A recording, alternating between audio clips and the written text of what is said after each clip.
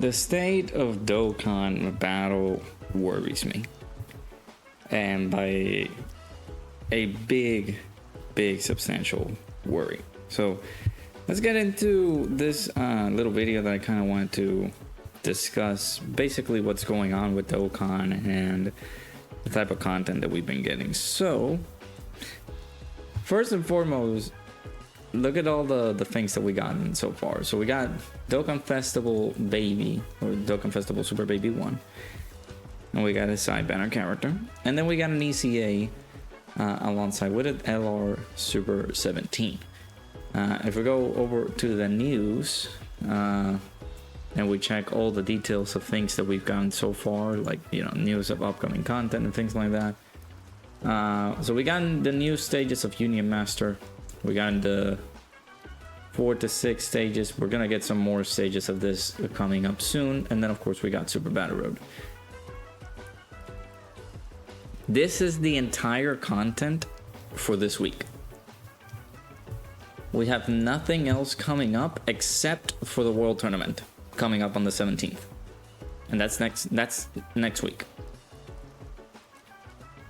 It's worrisome because, and I spoke about this in a post. Shout outs to Celtic Link. He was able to just talk about like the 10th year anniversary content and how it's gone like better or worse, has gone uphill, downhill after the 10th year anniversary.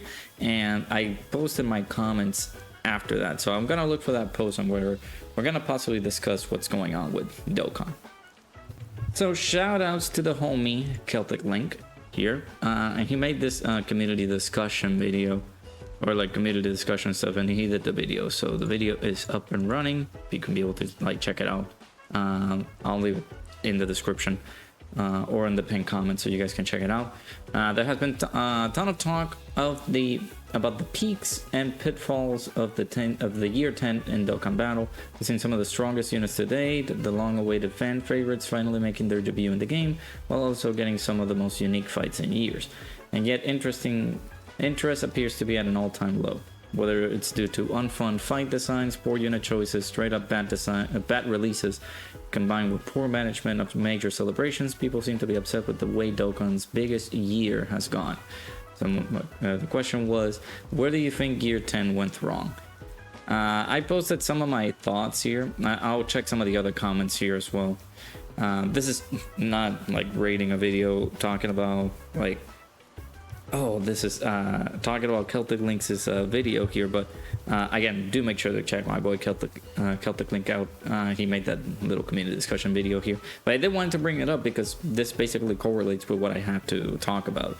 Whether something happened at the beginning of the year that stated, oh, well, you know, Dokkan is looking okay, it's looking decent, right? But then there's also the fact that it has been very dry.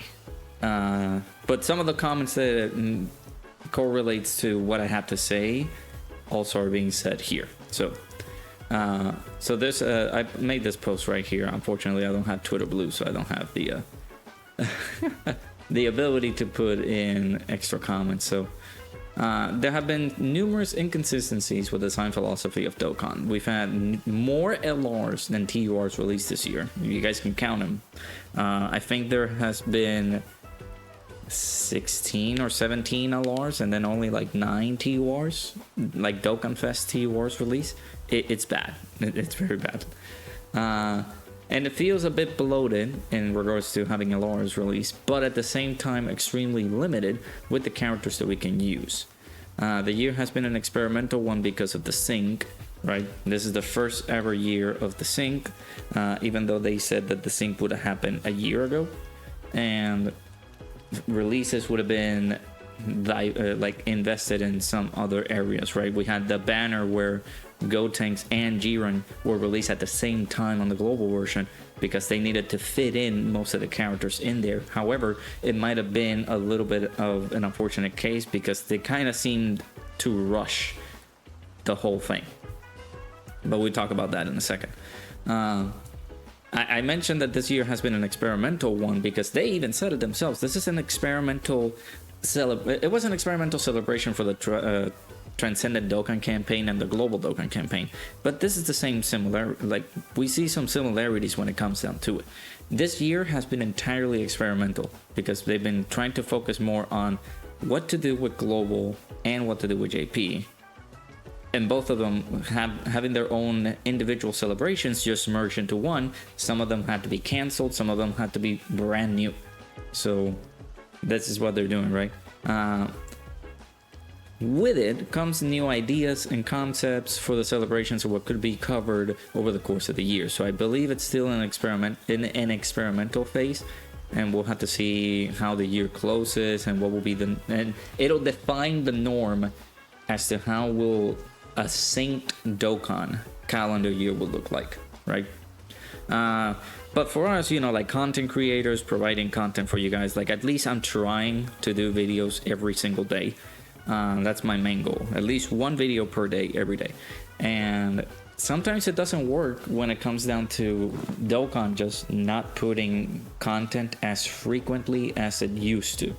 So it has been unbearable as a creator to provide content where several players might have not gotten the new units and they have had difficulty tackling the post GDC / Transcendent Dokkan campaign content, and the difficulty will just continue to ramp up unless they change the design philosophy of these units, right? The T-Wars. We have seen some characters in here in the T-Wars section that has been very lackluster, right? I'm gonna talk about Super Baby 1 since he's the most recent release. This right here is not enough. You would expect that this is a character that you're normally going to use at least for one turn because he has a passive transformation. He will transform regardless. So then after that, you switch over here, and this is just dodge or die character. He can be able to guard, and he has dodge, but he is a character that needs to do many super attacks in order for him to build up.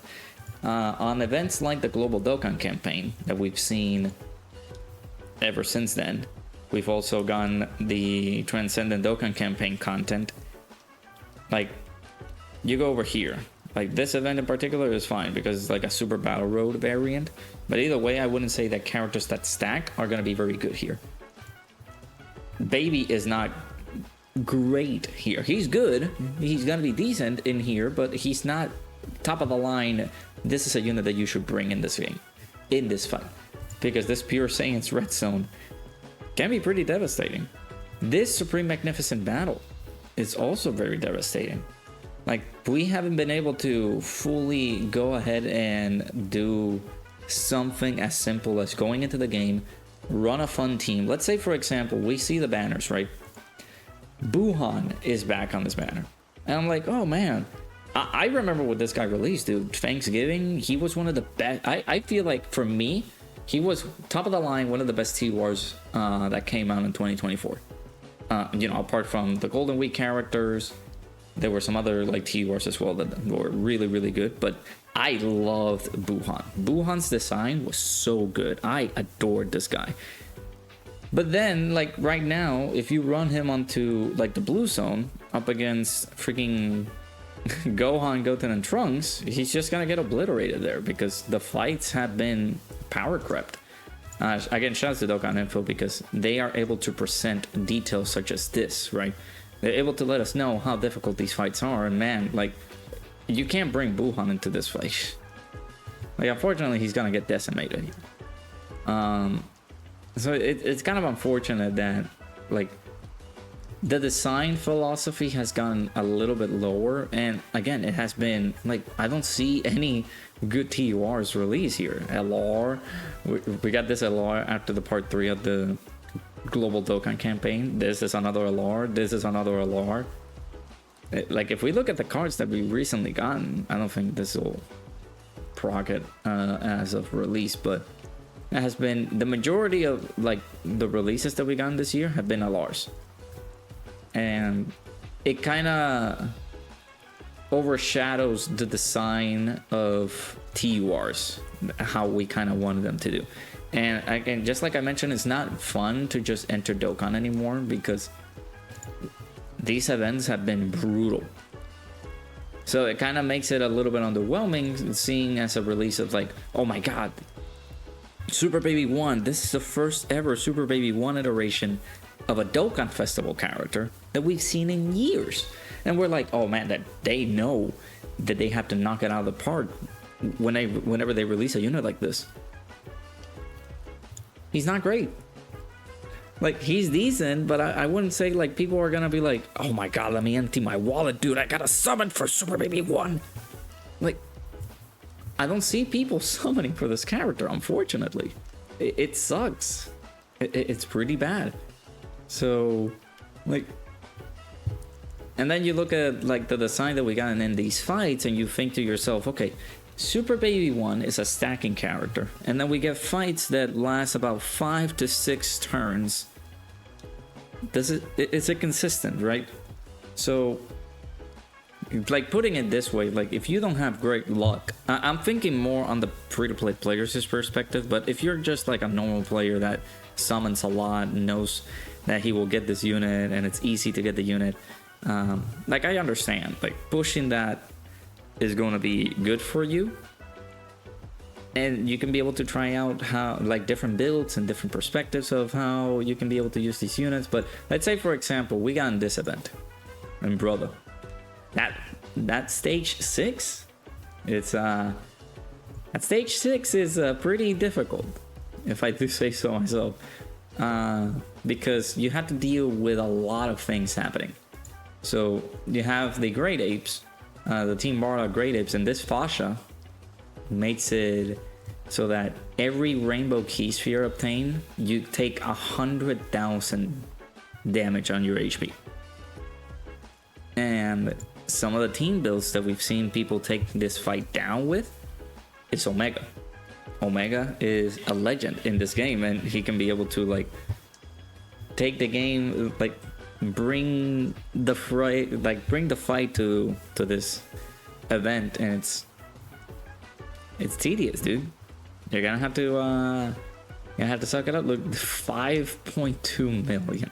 At least some of these characters can get debuffed, and what we've seen is like different team builds, different team setups where you can massively debuff this Team Bardock squadron, and if you do that, it'll be for your benefit, so that way you can knock down these fights a lot quicker. But not a lot of people have Omega, which can cook in this fight.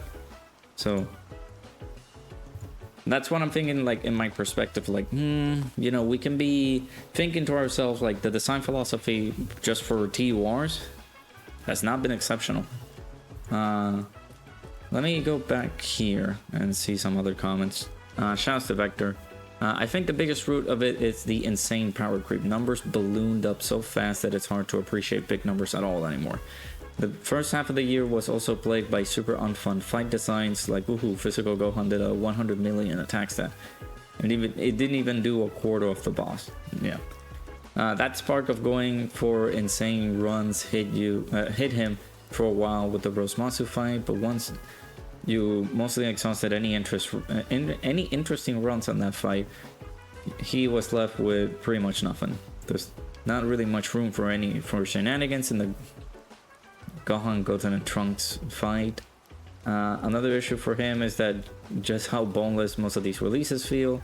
It's not how that they're bad, it's just the vast majority of them don't have any really cool things or situations that he was inspired to chase after. Most of the 10th anniversary is like this. Pretty much all the non-Dragon Ball T Wars were like this. Like, despite damage numbers like tripling, it feels rarer than ever to have those like, frick yeah, this unit is so awesome moments.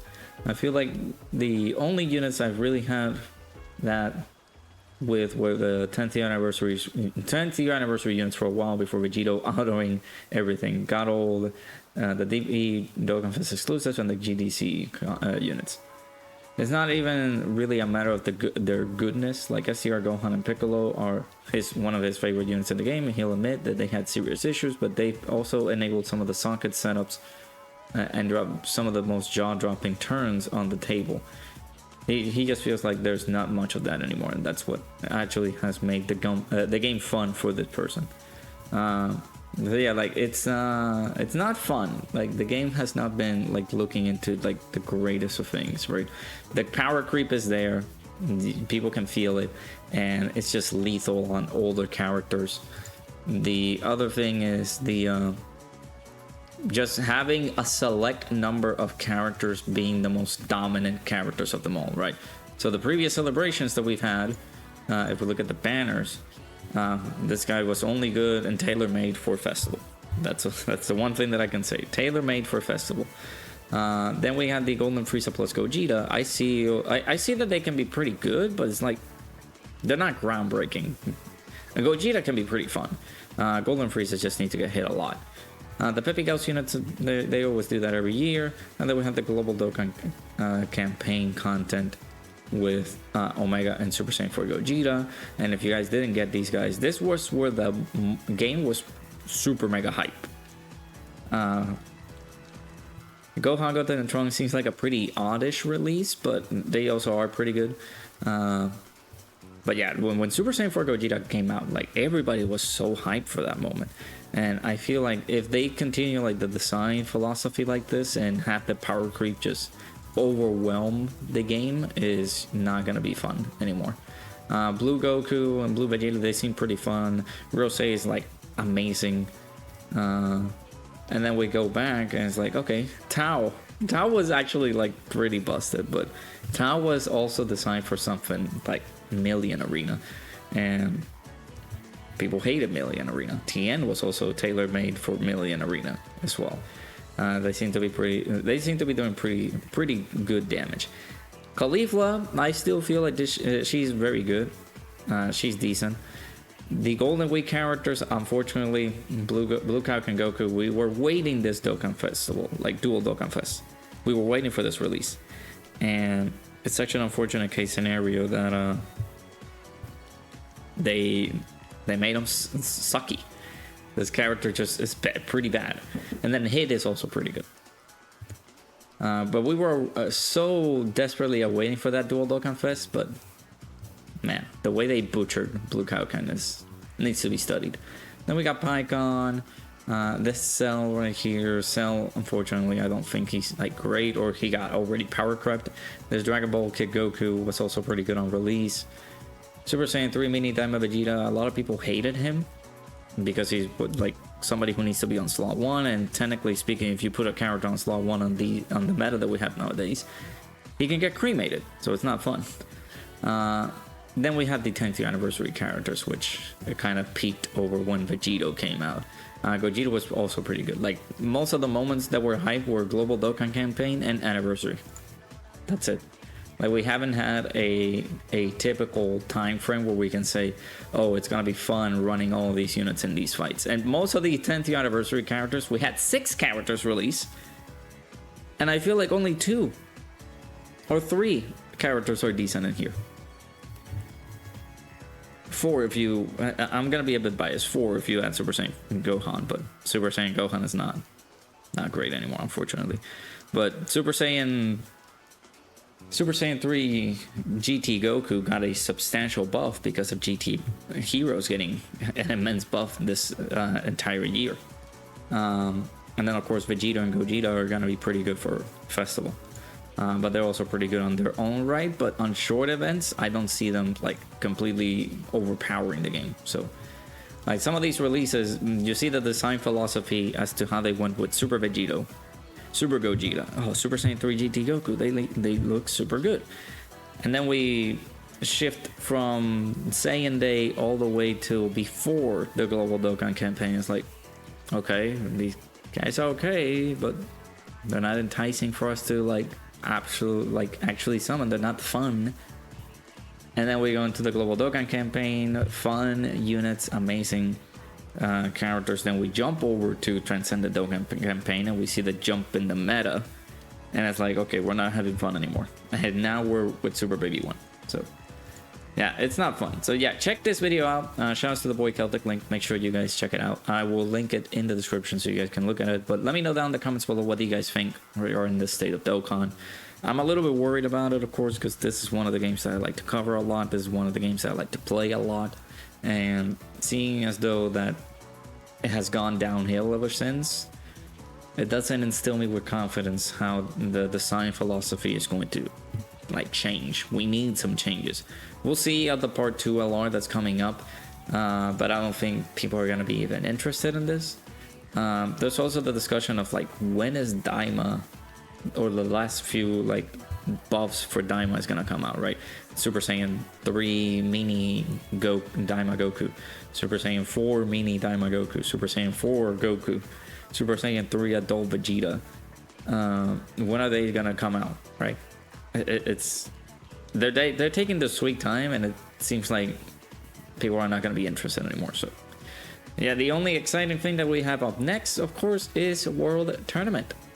We're gonna get a new LR, it seems, or like a new character that can be Dokkan Awakened to an LR. So we will, of course, check that out once it comes down to us.